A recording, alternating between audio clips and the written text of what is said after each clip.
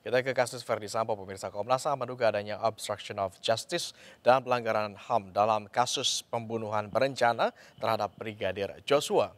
Terungkap fakta baru lagi, pemirsa. Komnas HAM tidak menemukan adanya indikasi luka penganiayaan atau penyiksaan terhadap Brigadir Joshua.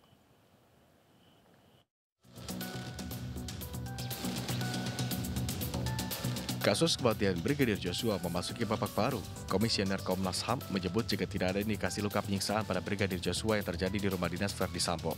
Padahal menurut pengakuan keluarga, menemukan adanya bekas luka sayatan, luka memar, pergeseran rahang, hingga luka terbuka di bahu. Meski begitu, Komnas HAM mengaku belum mengetahui motif Sambo merencanakan pembunuhan terhadap ajudannya tersebut. Tadi indikasi penyiksaan itu nggak ada, gitu ya. Indikasi ini ya belum sampai pada kesimpulan, gitu. Tapi kemudian soal dari balistik ya kami sudah dapat keterangan terkait dengan pelurunya jumlahnya berapa dan ini kan dicocokkan dengan senjata yang digunakan, peluru yang ditembakkan sampai kemudian berapa luka yang ada di jenazah. Gitu. Sementara itu, usai melakukan peninjauan TKP di Kompleks Polri Duren 3 dan pemeriksaan Baradae di Barreskrim Polri, Komnas HAM menduga adanya obstruction of justice atau intervensi menghalangi proses hukum dalam kasus pembunuhan berencana yang menewaskan Brigadir Joshua.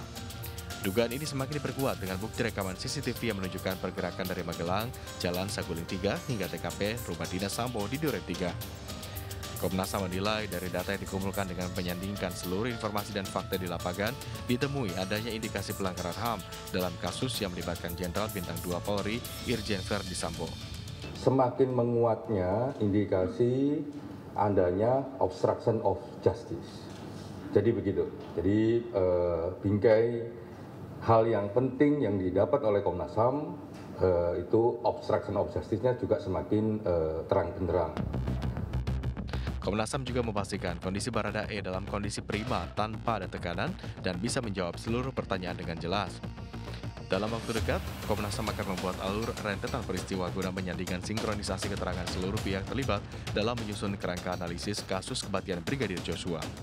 Dari Jakarta, salam rahmat Bayu Ella Muda, Irian Syawayudi, Ayus melaporkan.